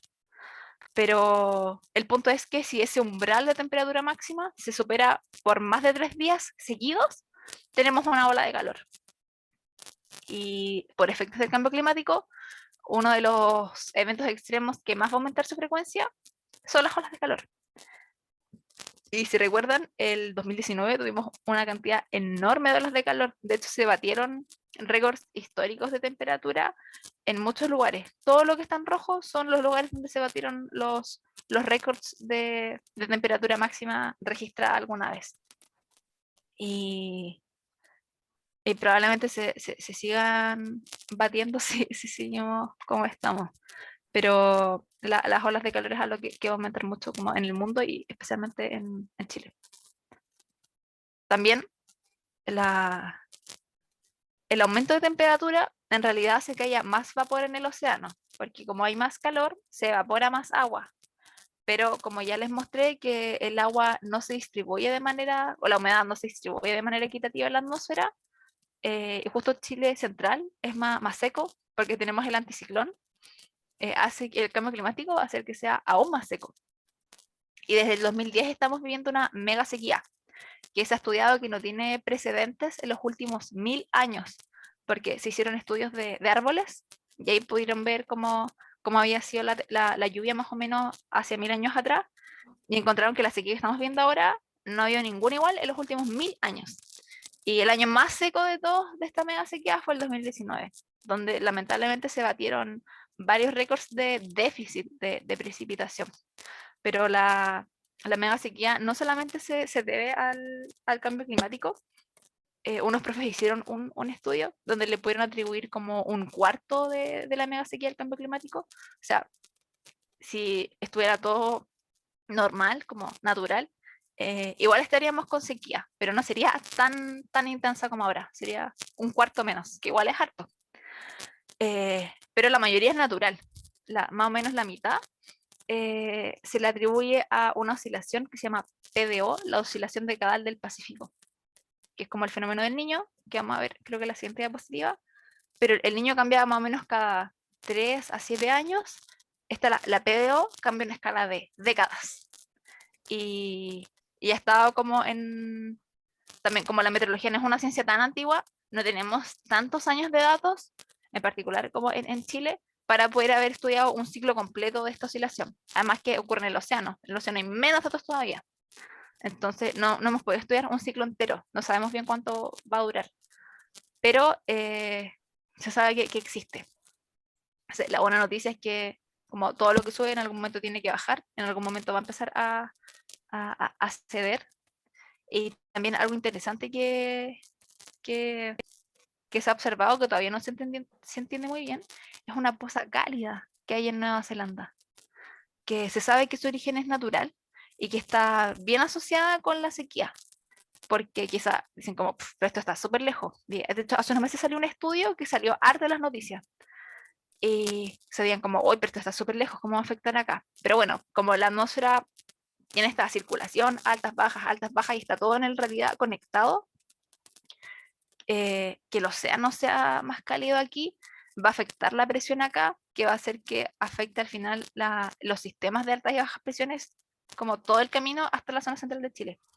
Y se encontró que hay una correlación bien alta entre este aire cálido, o sea, el mar cálido y la sequía en Chile. Como estos últimos 10 años, esta poza ha estado particularmente cálida. Pero lo bueno es que como este origen es natural, en algún momento debería empezar a volver a enfriarse. Lo malo es que no sabemos cuándo. Y ya para ir terminando con los eventos extremos, los vamos a un poco, los tornados. Hace no mucho pensamos que no habían tornados en Chile, estos fueron los del 2019, pero en realidad han ocurrido desde siempre. Hay registros de tornados históricos y trombas marinas desde 1600, y también en la mitología mapuche hay distintos mitos que están relacionados con tornados. Entonces, de que existen, solamente que antes vivía menos gente y no se notaban tanto. También no estaba todas las personas tan conectadas como hoy en día. Y los tornados son una de las cosas que no entendemos bien cómo se forman. Hay como unas partes que no sabemos, pero sí sabemos que parten con unas nubes de tormentas bien grandes que se llaman cumulonimbos, que son las nubes que más se extienden, que logran llegar hasta el tope de la troposfera. Entonces, si es una nube como así bien grande, una super tormenta, vamos a tener que aquí va a haber una zona donde está el aire ascendiendo porque es una baja presión, pero cuando estas nubes son tan grandes, como que al final forman su propio sistema. Entonces van a tener una zona donde el aire sube y una zona donde el aire desciende. Entonces ahí donde sube como que no pasa nada, pero aquí en la zona donde desciende llueve. porque viene como toda la humedad que tiene cayendo. Y como aquí vamos a tener que por aquí sube y por aquí baja, se forma una vorticidad ambiental, como que está ahí como un remolino, pero de manera horizontal. Y no se sabe cómo, hay algo que no sabe exactamente cómo, pero hay lo que como que ¡pup! Lo levanta y se forma como un embudo. Y ese sería como el principio del tornado. Y tampoco se entiende muy bien qué es lo que hace que esta nube embudo llegue a tocar tierra o no, pero cuando esta nube embudo toca tierra, se forma, eso se llama tornado. Y si ocurre en el mar, es una tromba marina. Pero si bien no se entiende muy bien por qué pasa, este es más o menos lo que se observa que pasa y lo que se entiende hasta ahora.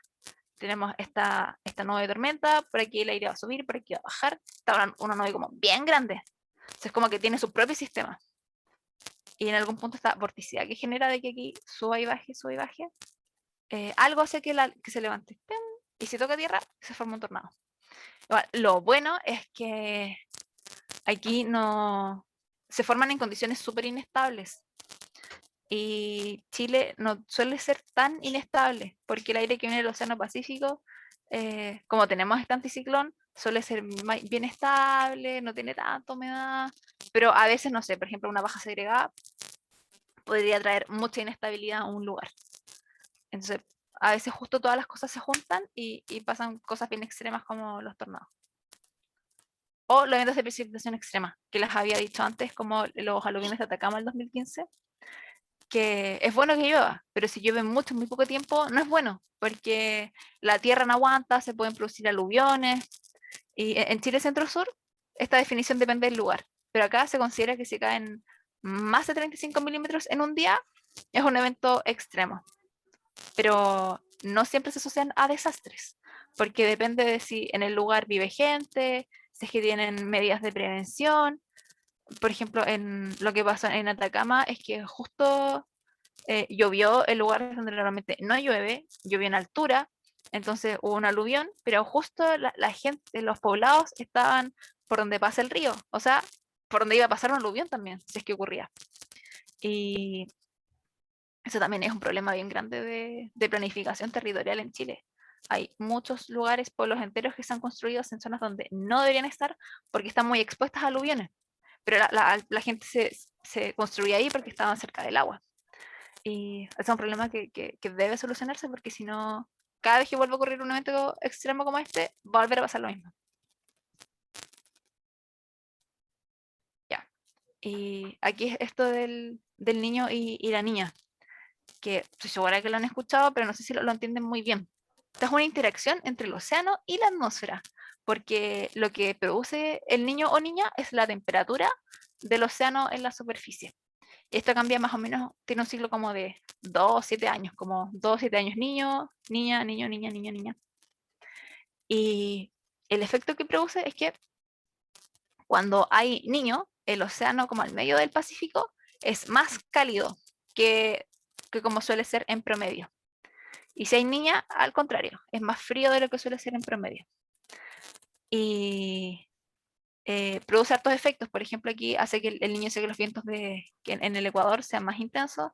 Cuando es la niña, hace que sean...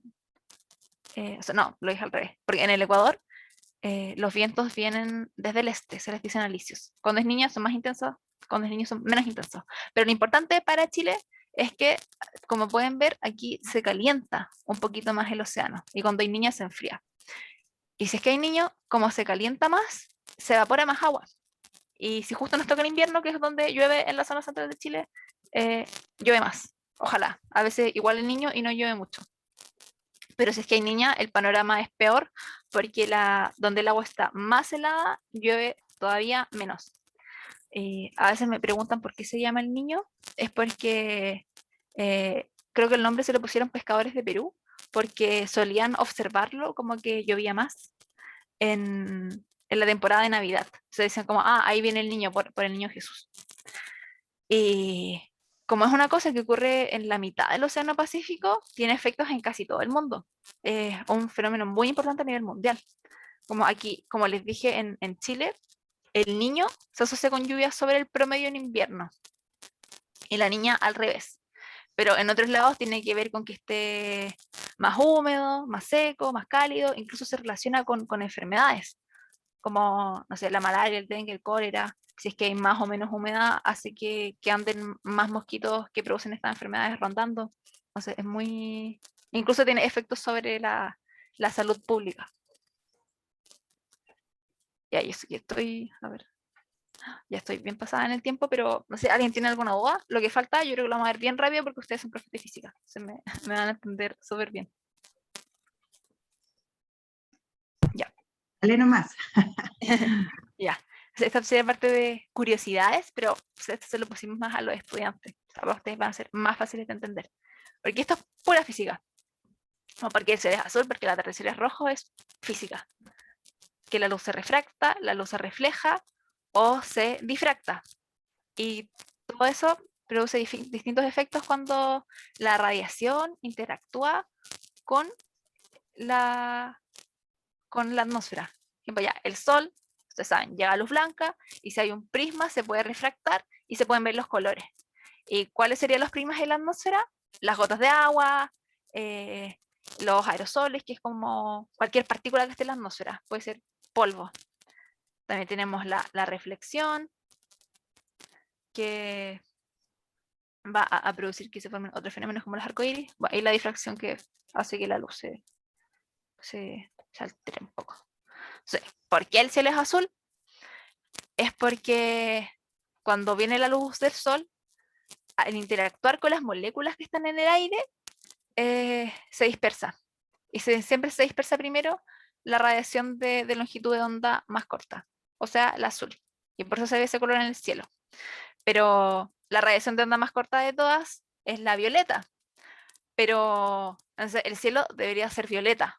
Pero ahí es un problema humano, porque el ojo humano no logra ver también esos colores. Como algo violeta tiene que ser muy violeta para que lo veamos violeta. Entonces, como esto no es tan intenso, lo vemos azul. Y lo contrario ocurre, aquí está aquí, lo del ojo. Lo contrario ocurre en el atardecer. Como en el atardecer el sol está más horizontal, se dispersa más radiación y el único color que queda es el rojo. Por eso que el atardecer es rojo, que es la última, como las últimas longitudes de onda que quedan por dispersarse, porque el color rojo se dispersa menos. Y también algo que suelen preguntar es como por qué de repente es como medio, no sé, el atardecer es medio naranjo, amarillo, hasta morado a veces, rosado. Eso tiene que ver con la cantidad de otras partículas que hay en la atmósfera. Los suelos contaminados, así bien cochinos, producen unos atardeceres súper espectaculares, porque donde hay tantas partículas de cualquier cosa como contaminantes, de todo tipo, dando vuelta, son partículas que están interactuando con la luz que viene del sol. Entonces, como que la luz se dispersa, se refracta, le pasa de todo. Entonces, ahí se ven muchos colores distintos y son bien bonitos. O sea, como cuando no sé si alguna vez han fijado que cuando el día está particularmente contaminado en Santiago, el atardecer es súper lindo, si es que hay hartas nubes. Por eso que en invierno donde hay más contaminación y más nubes también, los atardeceres son espectaculares. Pero si es que está en un lugar que está despejado, que no hay ninguna nube, la calidad del aire es buena, se va a ver principalmente rojo. Y también, otra pregunta súper típica de los niños, ¿por qué se forman los arcoíris? Aquí ya es más importante que la refracción y la dispersión. Es una combinación entre la refracción de la luz y la reflexión. Porque aquí lo que pasa es que, por ejemplo, cuando llueve, vamos a tener que la longitud de onda de la radiación que llega va a ser mayor que el radio de las partículas con las que interactúa. Que para efectos prácticos sería gotas de agua. Entonces, la luz se va a refractar dentro de la gota. Aquí lo pueden ver mejor, como esta es una gota súper exagerada. La luz solar se refracta, pero también cuando llega como al tope de la gota se refleja y cuando sale se vuelve a refractar. Entonces aquí cuando se termina de refractar es cuando se ve como todo el espectro de la luz visible y podemos ver un arco iris. Y algo particular es que depende también del grado de inclinación con el que estamos mirando. Entonces, como el arco iris que mira una persona, la persona que está al lado lo va a ver distinto por la posición en la que está. Es como medio romántico, como que cada persona mira un arco iris único. Y bueno, nosotros vemos medio arco iris, pero si lo vemos desde un avión, por ejemplo, creo que no está eso. Si lo vemos desde un avión, se va a ver el círculo completo. Y también a veces se forman halos alrededor del Sol o alrededor de la Luna. Y que siempre dicen como, cuando yo era chica decían un dicho como, círculo en la Luna no da ninguna, círculo en el Sol, aguacero temblor, pero no es nada poco común, no es nada terrible, son simplemente que hay nubes muy altas y finas en la atmósfera que se llaman cirroestratos, que como están bien altas, no están formadas por agua líquida, sino que por cristales de hielo, como estos. Y que estos son mucho más prismas que una gota de agua. Entonces logran refractar la luz del sol como un prisma mucho mejor. O sea, así como pueden ver acá. Y ¿dónde está mi foto del halo? Aquí está. Ya sé que se formen estos halos bien bonitos. Aquí, como no hace tanto frío en la zona central, no se forman tan seguidos. Pero están en un lugar helado, como cerca de los polos, son mucho más comunes. O sea, hay unos halos súper espectaculares. Y ya terminando, esto me faltan 2 diapositivas nomás. Hay algo súper básico, que cuando hice este curso de meteorología hace un par de semanas, los niños quedaron como, ¿qué? Porque no sabemos bien cómo se forman las gotas de lluvia. Como les dije, cuando el aire asciende, se enfría, entonces eso favorece que la humedad, que el vapor de agua que hubiera se vuelva líquido, pero cuando eso pasa, las primeras gotas que se forman, las gotas de nubes, son de este tamaño, y una gota de lluvia es de este tamaño. O sea, la diferencia es gigantesca. Y bueno, también algo importante es que necesitamos tener partículas en el aire.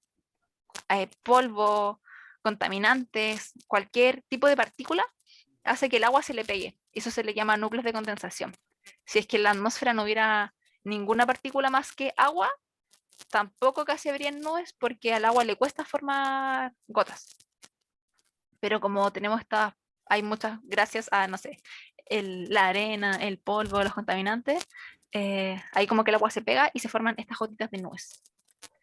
Entonces, sabemos cómo se forman las gotas de nubes, y una vez que se forma una gota de lluvia, sabemos que puede crecer, porque donde empieza a caer, logra ser suficientemente grande para vencer la gravedad, empieza a caer, y en el camino cuando cae puede chocar con otras gotas y se agranda, y al final llega una gota más grande al suelo. Pero, ¿qué pasa en el medio?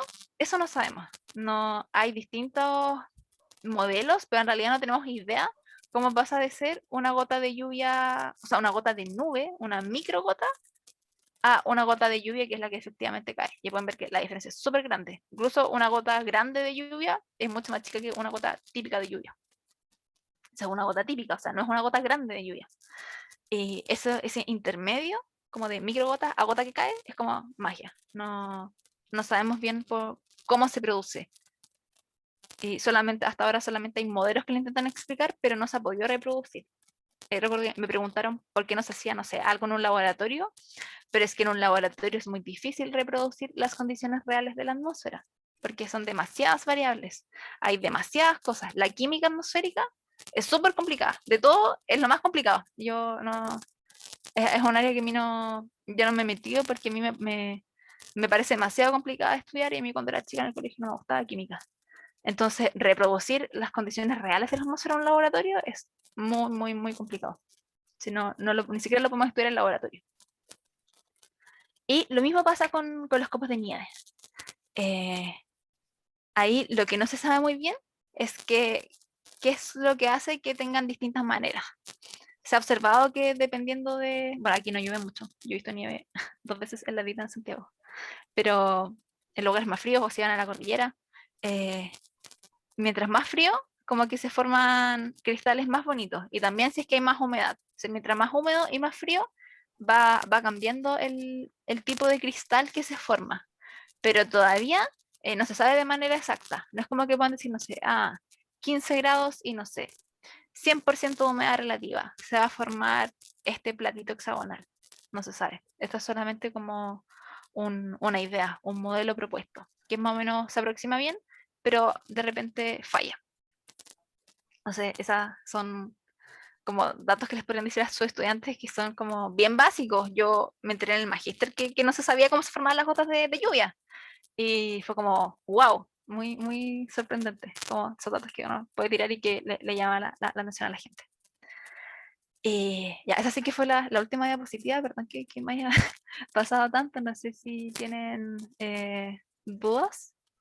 Ahí voy a poner esto para poder ver sus caras. María Jesús, aprovechando antes bueno, agradecerte, pero quiero hacerte una consulta que siempre los estudiantes me realizan a mí, me preguntan, y la verdad es que uno con los conocimientos que tiene, las respuestas que puede dar son muy vagas, ¿ah?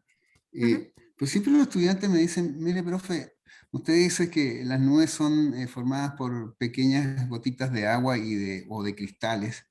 Y siempre la pregunta que hacen, bueno, ¿y cómo se mantienen esas nubes a esas alturas sin que se caigan? Digamos? Porque son miles de toneladas de agua que están ahí sostenidas, flotando en la parte alta de la troposfera. Entonces, ¿por qué no se caen? ¿Cuál es el problema que se genera ahí? O sea, ¿cuál es el fenómeno que sustenta esas nubes con muchas toneladas de agua, ¿no es cierto?, en la troposfera, en la parte superior. Es porque son muy chicas. Esa es la respuesta muy sencilla. Son demasiado chicas. Como por ejemplo entonces el viento que hay, la presión, las mantiene en el aire. E incluso hasta la gravedad son muy chicas. Como por ejemplo, o si ven acá ¿dónde está la figura de contaminación? Acá, por ejemplo, esta contaminación no cae al suelo, se mantiene en el aire. ¿Por qué? Porque esas partículas contaminantes son muy chicas. Entonces no son tan chiquititas que no se ven forzadas por gravedad a caer al suelo, sino que se pueden quedar ahí dando vueltas. Y después no sé si hay algo que las haga caer, como la lluvia, o eventualmente van a caer, pero después de un tiempo, como cuando las cosas son muy chicas, como esto de, no me acuerdo cómo lo mostraban en el colegio, pero no sé, algo muy pesado al final va a caer mucho más rápido que si tiramos algo, no sé, como una pluma, que en teoría deberían caer al mismo tiempo, pero como tenemos que el aire igual ejerce roce, la pluma se va a demorar más. Y si tenemos algo microscópico, más se va a demorar en caer, porque nada la afecta. No, es tan liviana que su peso no la hace caer. Y eso es lo que pasa con las gotas de nube. Son muy chicas. Necesitan crecer para poder caer por su propio peso. Perfecto. Oye, bueno, no sé si alguien desea hacer una consulta o opinar decir alguna cosa respecto a lo que se ha planteado. Yo, una pregunta, digamos, quizás yo no escuché el concepto, pero no sé si tú nos puedes ayudar, a mí particularmente, sobre el concepto de humedad relativa. ¿Qué significa ese porcentaje, por ejemplo? ¿Qué significaría un 100% de humedad relativa? Eso he Buena tenido dudas pregunta. siempre, por favor. Sí, bueno, hay varias maneras de medir la humedad. Una es como la humedad específica, que es como la cantidad exacta de vapor de agua que hay en el ambiente. Y la humedad relativa se le dice así porque es la humedad que hay en el ambiente en cierto momento en comparación con la humedad que se necesitaría para que el ambiente estuviera saturado. Ustedes saben que es saturado, o sea que no aguanta más humedad. Si aumenta más la humedad, el vapor de agua que hay se va a condensar. Entonces, por eso es la relativa. Por eso que como que el máximo es 100, porque no O sea, igual puede ser más que 100, pero en estricto rigor no suele pasar porque si es que ya alcanza el 100, como el vapor de agua que haya se va a condensar y se van a formar nubes o lluvia. Igual se puede sobresaturar la atmósfera, pero generalmente no llueve con menos de 100% de humedad relativa. Claro, Eso. yo te quería comentar una cosa. En Cuba, por ejemplo, yo he observado en ciertos momentos lluvias, tormentas, donde caen unas gotas de agua que realmente son impresionantes, las Ujú, dimensiones. Y no es que uno la vea directamente, sino cuando te impacta te das cuenta. claro. Que te golpea y te empapa de agua. Y acá en Chile yo no he visto hasta ahora, he estado en muchas partes, lluvias de esa categoría, con esa. Se puede influir también el hecho de que esté cerca del trópico, el país, etcétera, diferentes condiciones que se Ujú. creen gotas mucho más gruesas, más voluminosas, ¿no? Sí, definitivamente, porque como les dije, aquí en Chile generalmente llueve porque pasan frentes, se forma, o que el frente, si es más horizontal, se le dice río atmosférico, o una baja segregada. En el trópico, donde está el agua evaporándose constantemente y asciende, porque donde el aire caliente es más liviano, se forman tormentas convectivas. Como por la convección, el aire asciende, ¡pup! Y se forman los cumulonimbos, que son las nubes más grandes que se pueden formar y que llegan hasta el tope de la troposfera. De hecho, si es que hay demasiada inestabilidad, pueden incluso pasarse un poquito de la estratosfera, pero un poquito. Y ese tipo de tormentas tan grandes, como hay tanto ascenso y tanto descenso dentro de la nube, pueden formar como gotas súper grandes o granizo, de todo. Pero acá en Chile, como las cosas suelen ser un poco más tranquilitas, no Sí, se acá lo que forman más he cosas tan visto es grandes. lo que le llaman garúa, que son unas gotitas bien pequeñitas que apenas te mojan. Eso. Claro. Y lo otro que te quería comentar que justamente el 27 de enero de 1910, del 2019, ¿no? Estuve en La Habana y el 27 de enero del 2019 se creó un tornado a unos 3 o 4 kilómetros de mi casa, una cosa impresionante, en una barriada. Y no hubo manera de predecirlo. Ahí todo el sistema de meteorología y todo estuvo muy al tanto, pero no le encontraron una explicación. Se crearon unas condiciones de inestabilidad muy particulares en una esquina de una barriada, ¿sí? Y a partir de ahí se generó, y por suerte viajó rápido, en 20 minutos atravesó hasta la costa y se fue. Pero el destrozo que dejó fue espantoso. Entonces no encontraron, y como dices tú, la causa de esa inestabilidad y de la tal violencia. Fue una cosa espantosa, realmente. Eso quería comentar. Me pasó por al Claro. lado. Menos mal que no me pasó por arriba.